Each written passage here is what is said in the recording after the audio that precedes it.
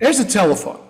Okay, so how does this affect me? The impact could, for instance, mean that your so-called blood-brain barrier starts to leak.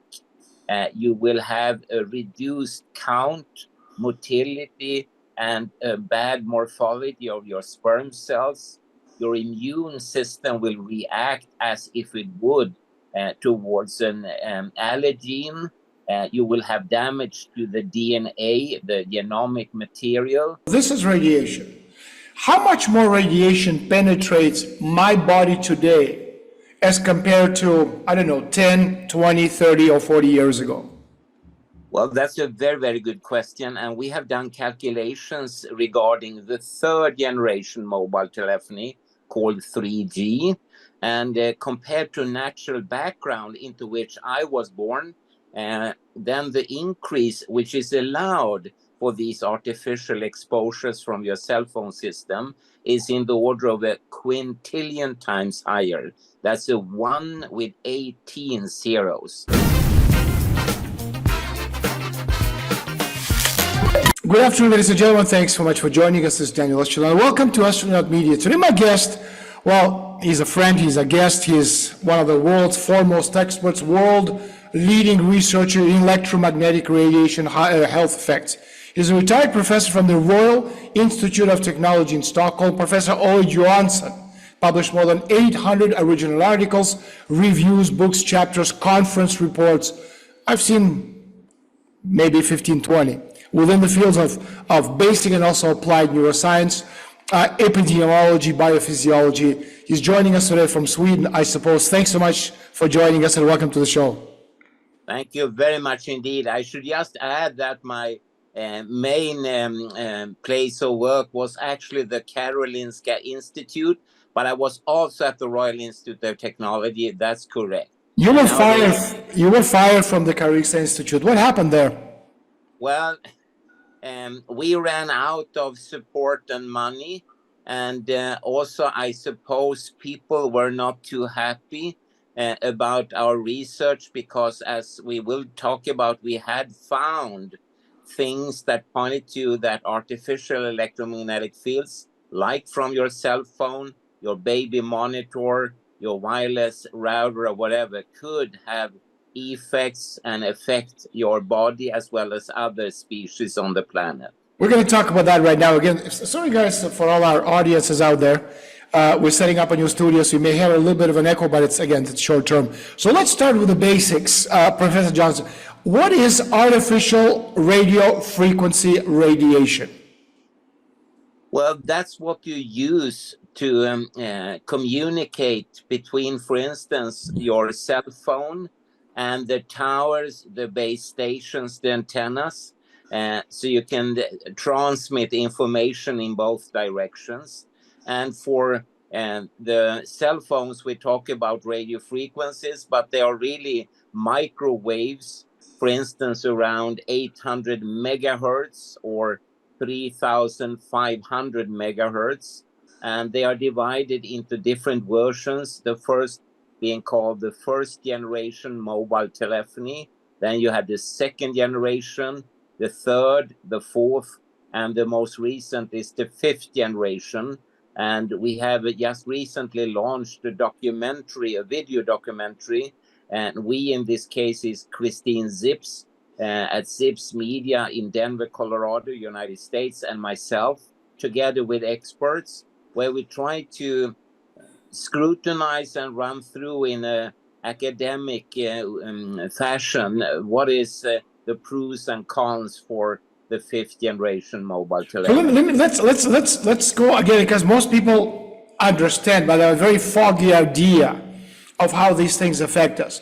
So a question: how does wireless technology affect us? I have a telephone. Actually, I have two. There's one, there's another. The reason I have two is this one broke. There's some stuff on this phone that I can't pass to this phone because it's old. Anyway, but here's a telephone, okay? So how does this affect me? That is the big question. And of course, when you look around in the scientific literature, you will find a lot of laboratory studies as well as clinical and general epidemiological observations pointing to that there are effects and risks with the radiation we're talking about. And the impact can, for instance, mean that your so-called blood-brain barrier starts to leak. You will have a reduced count, motility, and a bad morphology of your sperm cells. Your immune system will react as if it would towards an allergen. You will have damage to the DNA, the genomic material. There are questions regarding brain tumors, other types of cancers, blood pressure increases. And of course, now we talk about us, the human beings, but there are 8.7 million other species, and they are innocent bystanders. And you can see, for instance, very serious effects on pollinators like honeybees. And if you go out into the reality, as you know, the reduction in pollinators is just more than dramatic. For the United States, you have lost more than 90% of the bumblebees, Canada more than 90% of the honeybees, and around the world you see numbers somewhere around 70 to 80% reduction of these super important insects. You mentioned something, Professor Johnson, you mentioned blood-brain barrier. Now, so I wanted to ask you about the pulsed cell phones RF. Does it cause changes in the blood-brain barrier? First of all, what is blood-brain barrier? Why is that important? And second question, does it change in the blood-brain barrier that protects the brain from outside harmful chemicals and toxins? Exactly. That's a protective or functional barrier, and it should protect the nerve cells and the supporting so-called glial cells from external exposure from chemicals, for instance, that should not be within the brain or spinal cord. And scientists in many, many different groups, but the most written about is a group in Sweden, in Lund, in the southern part of Sweden, that demonstrated that 5,000 times below what you and I should withstand when it comes to exposure levels, and as short as 1 minute in rats, this blood-brain barrier started to leak. And if it leaks in one direction, it can, of course, also leak in the other direction. And there were quite dramatic observations at the microscopical level, pointing to that we have this leakage. The problem is that for you and me, if we would be exposed to these electromagnetic fields, which we are, of course, 24/7, wherever we are, and it's a whole body radiation, but no one wants to have their brain removed so we can study it doing sections and look in the microscope. So we don't know whether human beings actually have leakages or not. But from other studies, we know for sure that you have impacts, for instance, on concentration capacity, learning performance, short-term memory, etc. So these electromagnetic signals, they do affect us. And the question is, for how much can we take this? So let me ask you this, sorry to interrupt you again. So this is radiation. How much more radiation penetrates my body today as compared to, I don't know, 10, 20, 30, or 40 years ago? Well, that's a very, very good question. And we have done calculations regarding the third generation mobile telephony called 3G. And compared to natural background into which I was born, then the increase which is allowed for these artificial exposures from your cell phone system is in the order of a quintillion times higher. That's a 1 with 18 zeros. And for me, not being native in English, I don't know, is that an astronomical increase or is it a... Well, let me give you an idea that today's global debt is $4 quadrillion. That's 4 and 15 zeros. So that's the next level up. That's a lot. But that's about money. That's a lot of money. We're talking about big numbers. Let me ask you something else. So again, so we're talking this quintillion rate increase over the past 30, 40 years.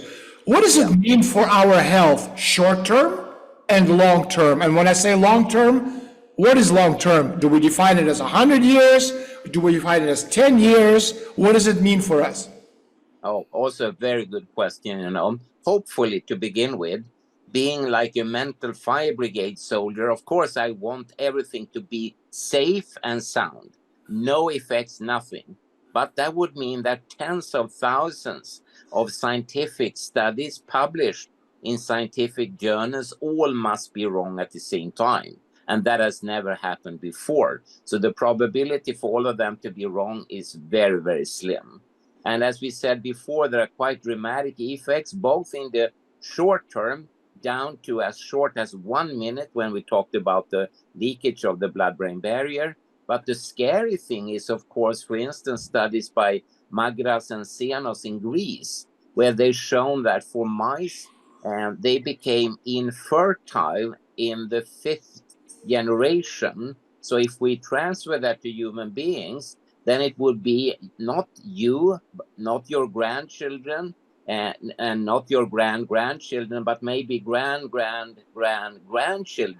will not be able to get babies any longer because of something we did before 2024. And then, of course, then it's very late, too late to call back and say, hey, Daniel, could you please stop doing this, Before we continue, I just want to make a call for all our listeners and our audience out there. This kind of information, we can't really let it out in the public. If we had it on YouTube, our channel would get cut off immediately, as we've seen in the past. As you know, my Twitter channel was canceled with 100,000 subscribers a couple of years ago, and we dared talk about the effects of COVID. And so to see this amazing types of programming, hundreds of hours of amazing interviews with some of the world's top experts, join, please, Estulin.media. Go to the site, click the like button, join us, make sure you follow everything we do and everything we say. I think you're going to really like the information we have on the page. Let me ask you something else, Professor Johnson. What are the effects on planet Earth of this cumulative ration of global users? And then just to go back to the second part of my previous question, when we're talking about long term, you said, 3 or 4 generations. But is this thing going to affect my health over the next 10 years if I keep using it all the time?